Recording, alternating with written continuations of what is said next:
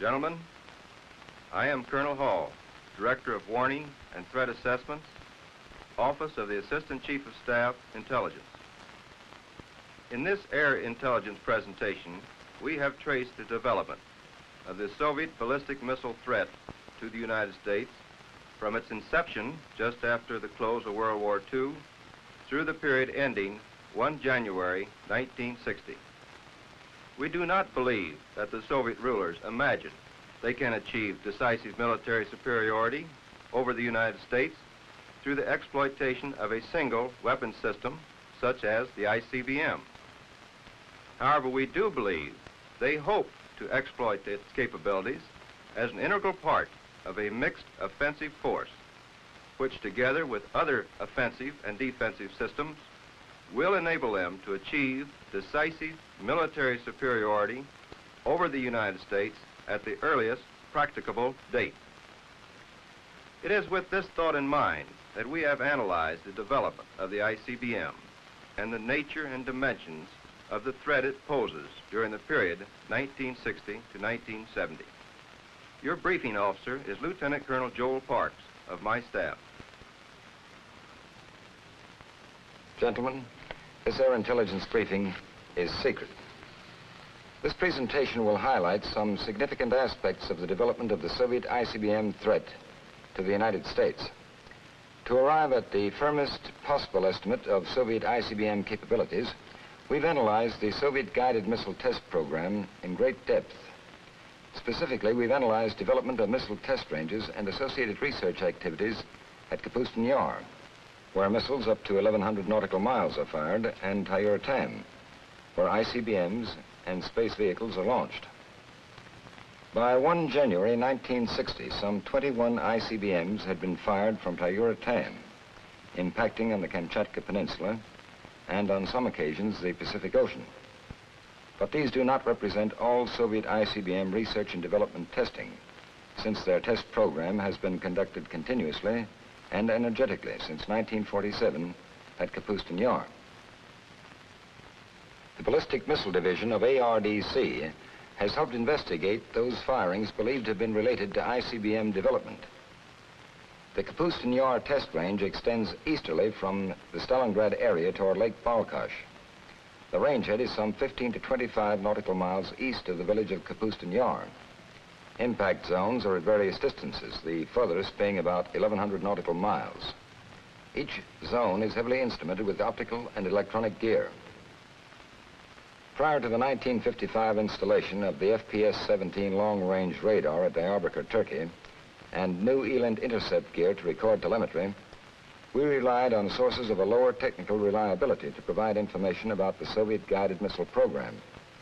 During 1958, coverage of the long-range radar was extended from 1,000 to 2,000 nautical miles, with several beams added to increase intercept possibilities. Generally, all firings at Kapustin Yar beyond the 600 nautical mile range can be picked up by our long-range radar. Another radar, operational since February 1959, has been constructed on Shimia Island in the Aleutians to detect Soviet ICBM firings. All Soviet ICBM and space shots since then have been detected, except one probable ICBM firing on 9 June 1959, when equipment was inoperative due to maintenance. Total firings at Kapustin Yar until 1 January 1960 are estimated at several hundred. This indicates a continuously progressive R&D program has been energetically carried on by the Soviets for 10 years or more. Evidence indicates that this has provided the Soviets with operational weapons of 200 nautical miles and less, 350, 700, and 1,100 nautical miles. Kapustin Yar has always been the workhorse range for Soviet ballistic missile development. Therefore, it must have been used for component testing and development for the ICBM before activation of the ICBM Space Missile Test Range at Tyura-Tam. Geographic limitations of the Kapustin Yar range limit firings to about 1,200 nautical miles. These facts indicate that the Soviets would be forced to activate an ICBM test range, but its actual existence was not known until early 1957, when the rangehead in the Tyura-Tam area was discovered and the impact zone was generally located in the area of the Kamchatka Peninsula. Good eland coverage of the Tyuratam Range terminal was not effective until late 1957. But we believe the two ICBM firings in or before September 1957, announced by Khrushchev, were probably launched from Tyuratam so as to travel the full 3,500 nautical miles to the Kamchatka area.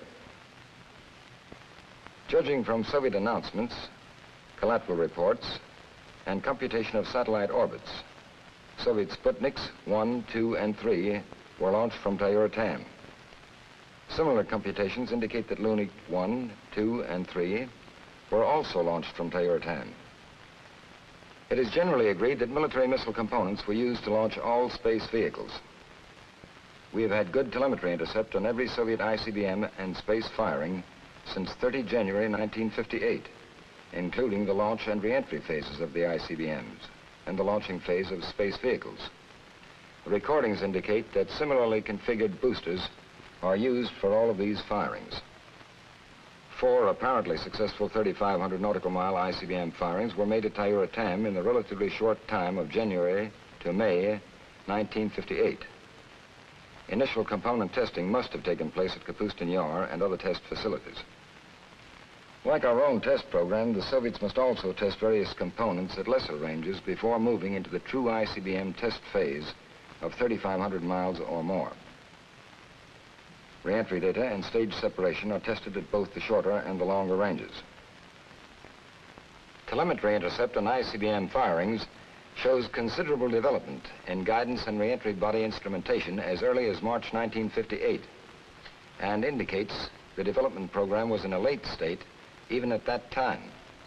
Therefore, it must have been preceded by a long and intensive test program with numerous flight tests of components.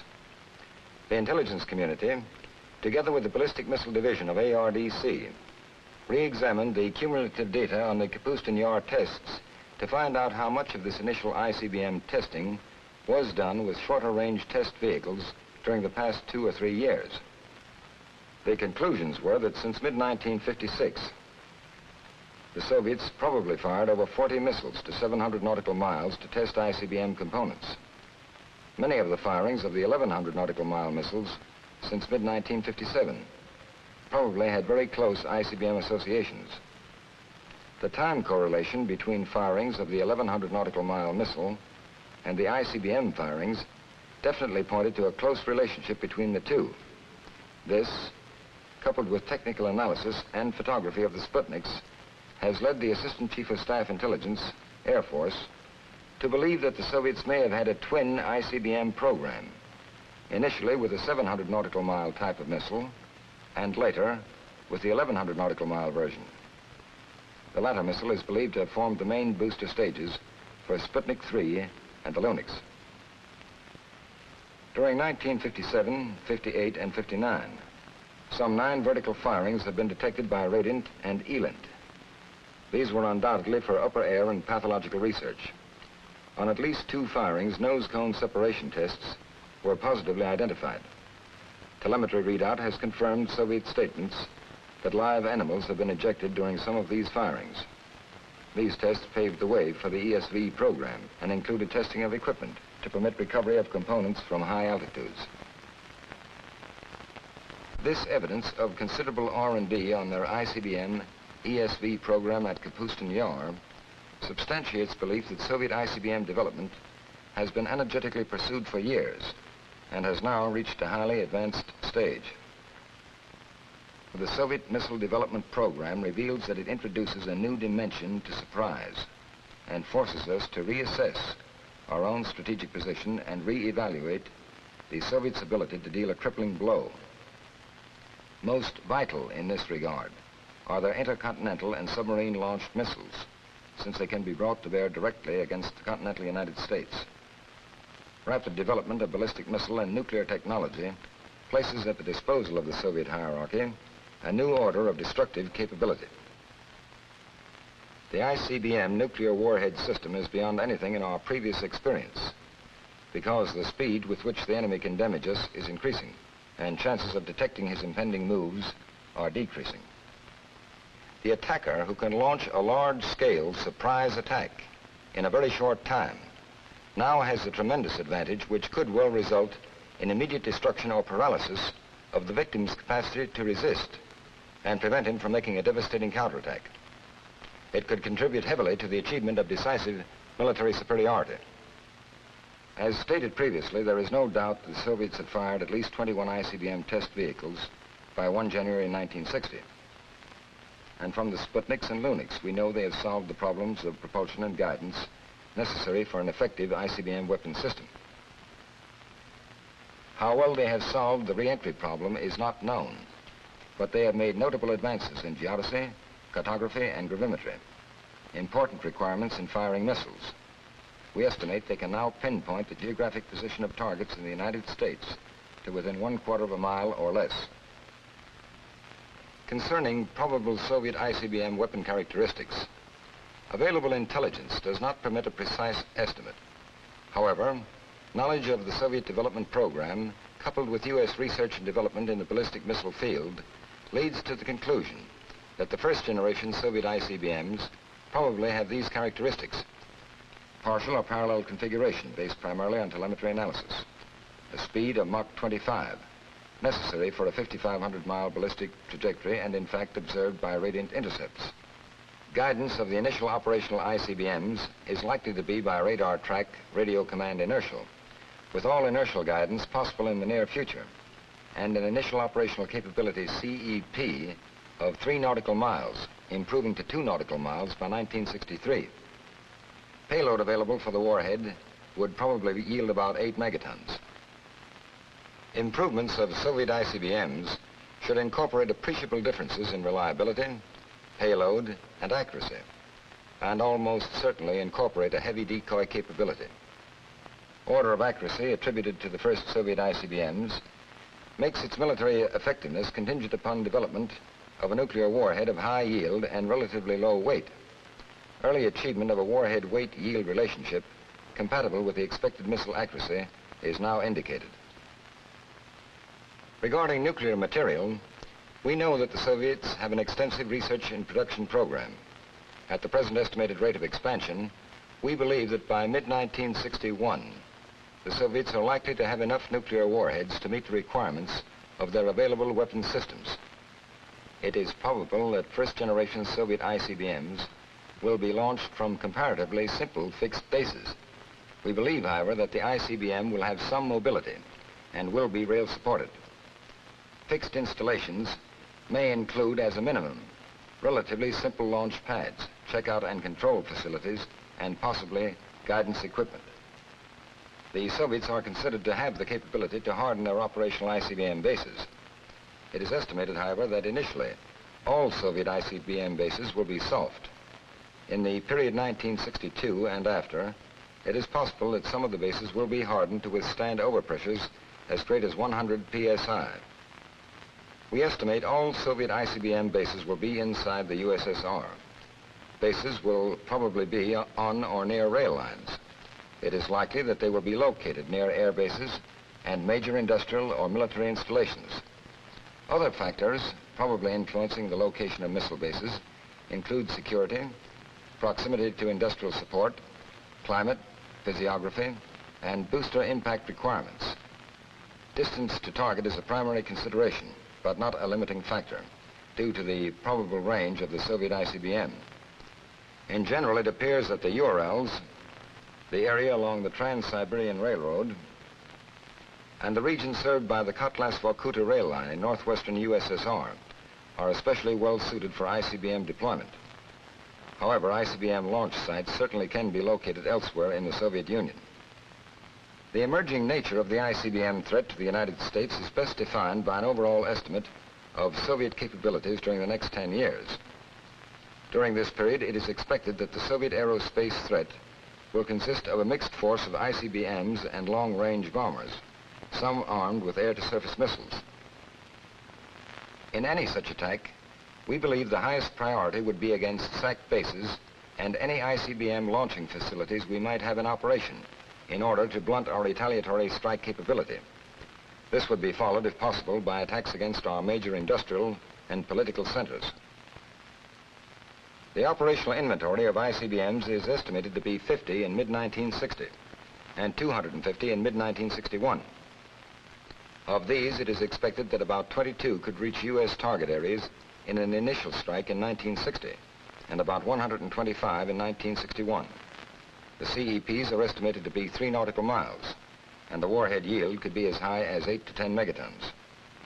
Of the total strategic bomber tanker force of 1,250 aircraft, it is expected that excluding those kills from enemy action, some 500 to 600 bombers should be able to reach U.S. territory. This force would consist mostly of jet medium bombers flying refueled one-way missions. The weapons carried could be nuclear bombs yielding 8 to 12 megatons in 1960 and 10 to 20 megatons in 1961, provided testing is resumed. Bombers could carry air-to-surface missiles having 55 nautical mile range in 1960 and from 55 to 350 nautical miles in 1961. By the 1962-1963 period, the total operational ICBM inventory could be as high as 500 in 1962 and 800 in 1963. Of these, 288 could reach target areas in 1962 and 490 in 1963. The CEPs are expected to improve to at least 2 nautical miles by 1963. The warhead yields could be 10 megatons or higher by 1963, provided testing is resumed.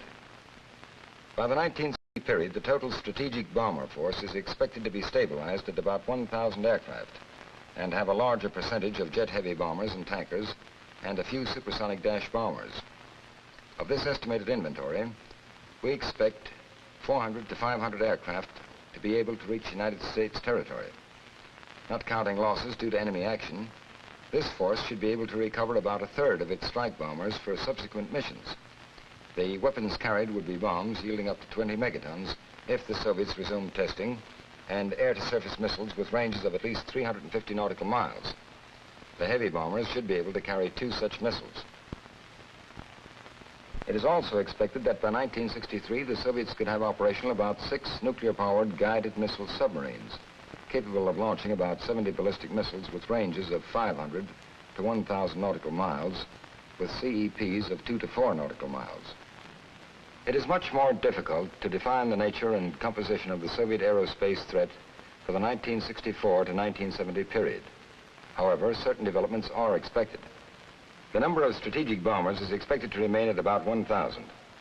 We expect the Bear turboprop bomber to be gradually replaced by a nuclear bomber, beginning in the 1964 period, and a supersonic bomber is expected to replace a large part of the Badger force in the latter half of this period. The air-to-surface missile is expected to improve in accuracy and range, and although there is no evidence of the development of an ASM with ranges in excess of 500 nautical miles, such weapons are estimated to be within Soviet technical capabilities. Flexibility provided by the nuclear bomber and the increased speeds and altitudes of the supersonic bomber, as well as higher yield weapons, should give the Soviets a greatly improved manned air weapons capability. Although there must be some fairly wide parameters in any estimate of Soviet operational ICBM inventories beyond 1963, they have the industrial capability to build an inventory of at least 2,000 ICBMs by the late 1960s. The United States Air Force has consistently maintained that the Soviets are trying to achieve decisive military superiority. The major weapon systems which would affect this capability appear to be nuclear-propelled and supersonic bombers and reliable and accurate ICBMs. Thus, the Air Force believes the Soviets will continually maintain a large mixed force of ICBMs and bombers for the foreseeable future and further improve speeds, CEPs, and reliabilities. Gentlemen, this concludes the Air Intelligence presentation of the development of the Soviet ballistic missile threat to the United States. May I remind you again that the classification of this briefing is secret. On the 20th and the 31st of January, 1960, the Soviets successfully launched 2 additional ICBM test vehicles to extended range into the Pacific, a total of 23 successful firings to date. The Soviets claim these firings were part of their space development program, using more powerful multi-stage ballistic rockets. This may be true. However, the evidence of an instrumented nose cone reentry and previously estimated capability of the Soviets with their known hardware leads us to the view that these firings should be looked upon as ICBM shots for determination of accuracy and reentry characteristics at extended ranges. In any case, the demonstrated and announced accuracy of these firings indicates the existence now of a formidable ICBM weapon system.